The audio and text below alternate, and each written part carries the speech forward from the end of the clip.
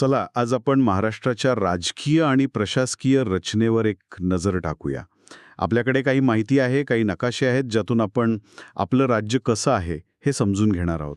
हो, म्हणजे आपला उद्देश हा आहे की महाराष्ट्र राज्याची निर्मिती कशी झाली, त्याचा विस्तार किती आहे, त्याच्या सीमा कोणत्या राज्यांना लागून आहेत.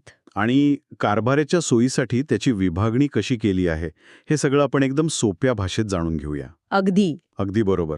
आपण फक्त नकाशा आणि आकडेवारी नाही पाहणार, तर त्यामागची कारणं आणि त्याचं महत्त्वही समजून घेणार आहोत. हो, जेणेकरून महाराष्ट्राचं हे जे प्रशासकीय चित्र आहे ते आपल्या मनात अगदी स्पष्ट होईल. उत्तम. चला तर मग सुरुवात करूया. आपल्या पहिल्या माहितीत भारताच्या राजकीय स्थितीबद्दल काहीतरी दिलंय. 31 ऑक्टोबर 2019 रोजी जम्मू काश्मीर राज्याचे 2 केंद्रशासित प्रदेशांमध्ये विभाजन झाले.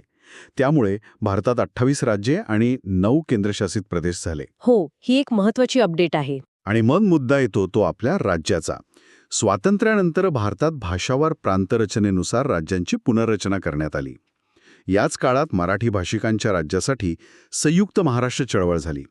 आणि अखेरीस 1 मे 1960 रोजी महाराष्ट्र राज्याची निर्मिती झाली. हो. तेव्हा राज्यात फक्त 26 जिल्हे होते. हो, आणि हे लक्षात घेणं खूप महत्त्वाचं आहे की सुरुवातीला म्हणजे महाराष्ट्र आणि गुजरात हे मिळून एक द्विभाषिक मुंबई राज्य होतं. बरोबर. पण या मोठ्या चळवळीनंतर मराठी भाषिकांसाठी एक स्वतंत्र महाराष्ट्र निर्माण झाला. पुढे जाऊया.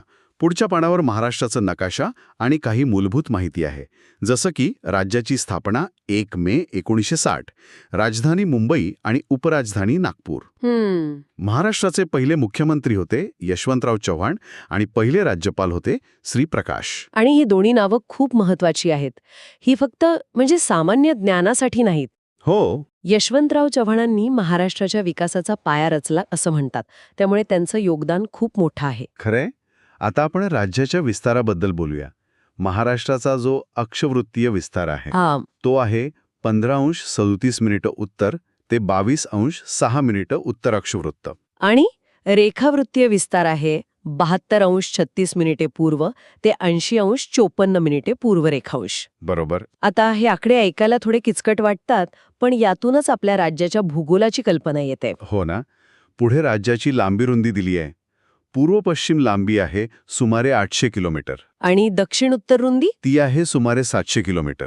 म्हणजे प्रचंड मोठा आहे आपला प्रदेश. या आकड्यांवरून राज्याच्या विशालतेची कल्पना येते. हो, क्षेत्रफळाच्या दृष्टीने महाराष्ट्र हे भारतातलं 3ऱ्या क्रमांकाचं राज्य आहे. 3ऱ्या? हो, आणि त्याचं एकूण क्षेत्रफळ आहे 3,07,713 चौरस किलोमीटर. जे भारताच्या एकूण क्षेत्रफळाच्या जवळपास 9.36% आहे. बरोबर. आणि महाराष्ट्राच्या सीमेला लागून असलेल्या राज्यांची माहिती पण इथे दिली आहे. हो. वायव्येला आहे गुजरात, उत्तरेला मध्य प्रदेश, पूर्वेला छत्तीसगड, आग्नेयेला तेलंगणा, दक्षिणेला कर्नाटक आणि गोवा.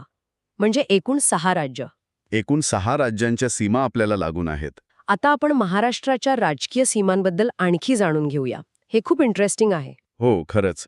महाराष्ट्रातील एकूण 36 जिल्ह्यांपैकी तब्बल 20 जिल्ह्यांच्या सीमा इतर राज्यांना लागून आहेत. 20 म्हणजे निम्म्यापेक्षा जास्त. हो, म्हणजे 16 जिल्हे असे आहेत ज्यांच्या सीमा कोणत्याही दुसऱ्या राज्याला स्पर्श करत नाहीत. हे खूपच रंजक आहे.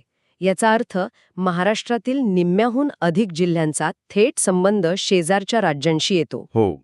म्हणजे तिथला व्यापार असेल, संस्कृती असेल, लोकांचं येणं जाणं असेल, या सगळ्यावर याचा परिणाम होतो. अगदी. इथे एक तक्ता पण दिला आहे ज्यात कोणत्या राज्यांना कोणते जिल्हे लागून आहेत हे स्पष्ट दिसतं. उदाहरणार्थ गुजरातला पालघर, नाशिक, धुळे आणि नंदुरबार हे 4 जिल्हे लागून आहेत. तर मध्य प्रदेशला सर्वाधिक 8 जिल्हे लागून आहेत. 8 ही सर्वात मोठी सीमा आहे आपली. हो. आणि सर्वात कमी सीमा गोव्याला लागते. बरोबर. बरोबर. फक्त सिंधुदुर्ग जिल्ह्याची. पुढे जिल्ह्यांच्या निर्मितीची माहिती दिली आहे.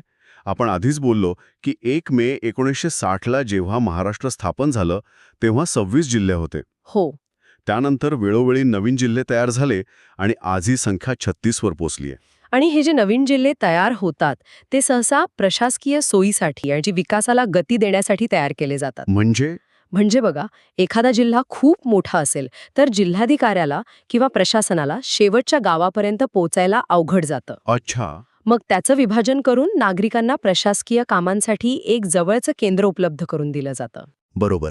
या तक्त्यामध्ये 1 ऑगस्ट 2014 रोजी ठाणे जिल्ह्यातून पालघर हा शेवटचा म्हणजे 36वा जिल्हा तयार झाल्याची नोंद आहे. हो. आणि तेव्हा पृथ्वीराज चव्हाण मुख्यमंत्री होते. पालघर जिल्ह्याची निर्मिती हे याचंच एक उत्तम उदाहरण आहे, जे मी आत्ता सांगत होते. ओके. ठाणे जिल्हा प्रचंड मोठा होता. एका बाजूला मुंबईसारखं शहर आणि दुसऱ्या बाजूला जव्हार, मोखाड्यासारखा आदिवासी दुर्गम भाग. दोन्हीच्या गरजा खूप वेगळ्या होत्या. खरंय. त्यामुळे पालघर वेगळा केल्यामुळे त्या आदिवासी भागाच्या विकासावर अधिक लक्ष देता आलं. आता आपण महाराष्ट्राच्या प्रशासकीय विभागांकडे वळूया. प्रशासनाच्या सोयीसाठी महाराष्ट्राची एकूण 6 प्रशासकीय विभागांमध्ये विभागणी केली आहे. हो. हे विभाग आहेत कोकण, पुणे, नाशिक, औरंगाबाद, अमरावती आणि नागपूर. आणि प्रत्येक विभागाची स्वतःची अशी काही वैशिष्ट्ये आहेत. जसं की क्षेत्रफळाने सर्वात मोठा प्रशासकीय विभाग आहे औरंगाबाद, म्हणजे आपला मराठवाडा. आणि सर्वात लहान आहे कोकण. पण इथे एक गंमत आहे. लोकसंख्येच्या बाबतीत कोकण विभाग सर्वात मोठा आहे. अगदी बरोबर. कारण त्यात मुंबई शहर आणि उपनगर येतात. हो, तिथे सगळी लोकसंख्या एकवटली आहे. आणि सर्वात जास्त जिल्हे आणि तालुके औरंगाबाद विभागात आहेत. 8 जिल्हे आणि 76 तालुके. याउलट सर्वात कमी तालुके कोकण विभागात आहेत, फक्त 50. किती विरोधाभास आहे बघा. पसारा मोठा औरंगाबादचा, पण लोकसंख्येचा भार कोकणवर. खरंय. प्रशासकीय विभागांव्यतिरिक्त महाराष्ट्राचे 5 प्रादेशिक विभागही आहेत, जे त्यांच्या भौगोलिक आणि सांस्कृतिक वैशिष्ट्यांमुळे ओळखले जातात. हो, आणि हीच खरी ओळख आहे असं मला वाटतं. कोकण, पश्चिम महाराष्ट्र, मराठवाडा, विदर्भ आणि खानदेश. कोणी असं नाही म्हणत की मी पुणे प्रशासकीय विभागातला आहे. नाही. तो म्हणेल मी पश्चिम महाराष्ट्रातला आहे किंवा मी विदर्भातला आहे. कारण ती एक सांस्कृतिक ओळख आहे. अगदी बरोबर. आणि इथे त्यांची जिल्हे, तालुके आणि क्षेत्रफळानुसार माहिती दिली आहे.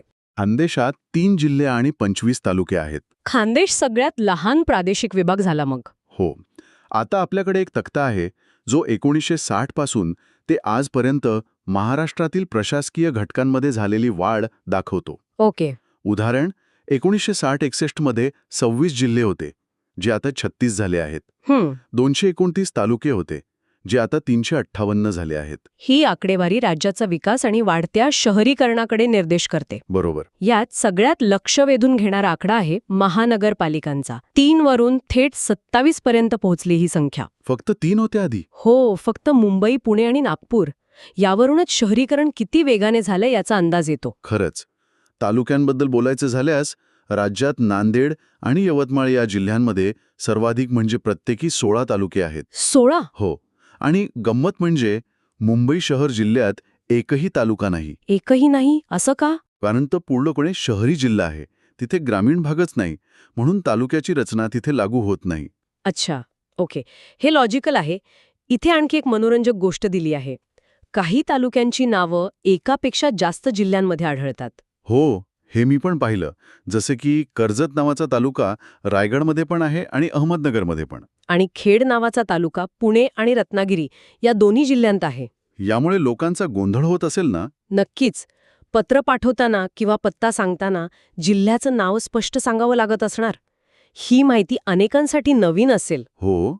आता आपण स्थानिक प्रशासनाबद्दल बोलूया. राज्यात महानगरपालिका, नगरपरिषदा, नगरपंचायती आहेत. आणि इथे कटक मंडळे म्हणजे कॅन्टोन्मेंट बोर्ड्स असाही उल्लेख आहे. हे काय असतं? कटक मंडळ म्हणजे जिथे लष्कराची छावणी असते, म्हणजे मिलिटरी एरिया.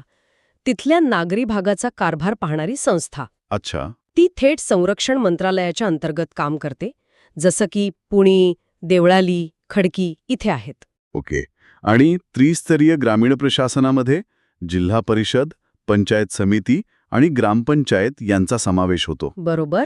आणि सध्या राज्यात 34 जिल्हा परिषदा आहेत. पण जिल्हे तर 36 आहेत. मग जिल्हा परिषदा 34 का? छान प्रश्न आहे.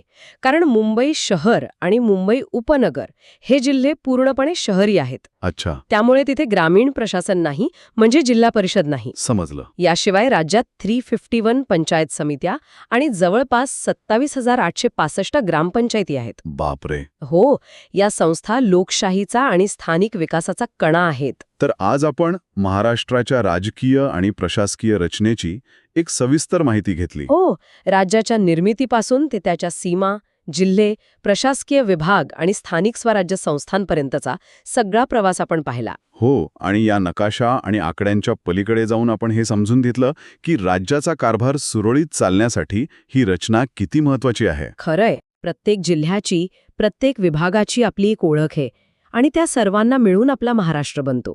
अगदी बरोबर. या सगळ्या माहितीमुळे आता महाराष्ट्राकडे बघण्याचा एक नवीन दृष्टिकोन मिळाला आहे असं मला वाटतं. आणि जाता जाता ऐकणाऱ्यांसाठी एक विचार. हं. आपण पाहिलं की वाढत्या गरजांनुसार नवीन जिल्हे, नवीन महानगरपालिका तयार झाल्या. आता जसा काळ बदलतोय, शहरीकरण आणखी वाढतंय, तसं भविष्यात या प्रशासकीय रचनेत आणखी कोणते बदल अपेक्षित असू शकतात? म्हणजे नवीन जिल्हे किंवा नवीन महानगरपालिका तयार होण्याची गरज का आणि कुठे भासू शकते याचा विचार करायला हरकत नाही.